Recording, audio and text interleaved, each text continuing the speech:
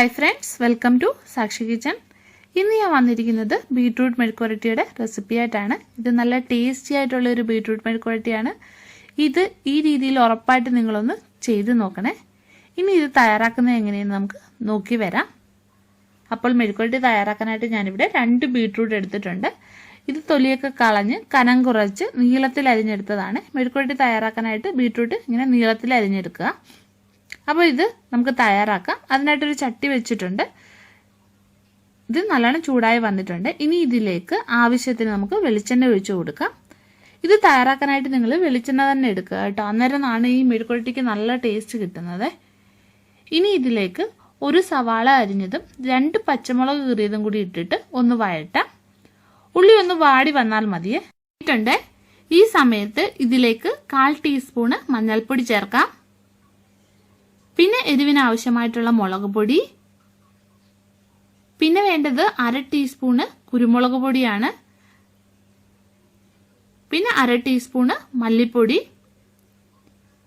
ഇനി ഇതൊന്ന് ഇളക്കി കൊടുക്കാം. ഇനി ഇതിലേക്ക് നമ്മൾ അരിഞ്ഞു വെച്ചിരിക്കുന്ന ബീട്രൂട്ടില്ലേ അത് ചേർത്ത് കൊടുക്കാം. പിന്നെ ഇതിനാവശ്യമായിട്ടുള്ള ഉപ്പും കൂടി ചേർക്കാം. ഇനി ഇത് നല്ലോണം ഒന്ന് ഇളക്കി കൊടുക്കണം.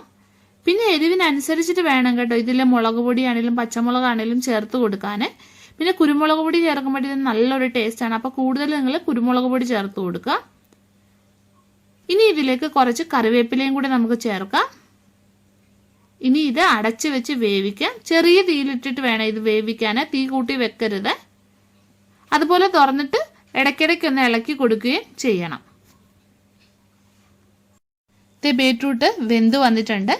അതുപോലെ തന്നെ ഇതൊന്ന് ഫ്രൈ ആയിട്ടും വന്നിട്ടുണ്ട്. നിങ്ങൾക്ക് ഇതിൽ കൂടുതൽ ബീട്രൂട്ട് മൂപ്പിക്കണമെങ്കിൽ മൂപ്പിച്ചെടുക്കാവുന്നതാണ്. അതൊക്കെ നിങ്ങളുടെ ഇഷ്ടമാണ്.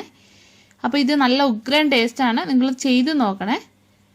അപ്പോൾ ഇതിൻ്റെ ഫ്ലെയിം നമുക്ക് ഓഫ് ചെയ്യാം.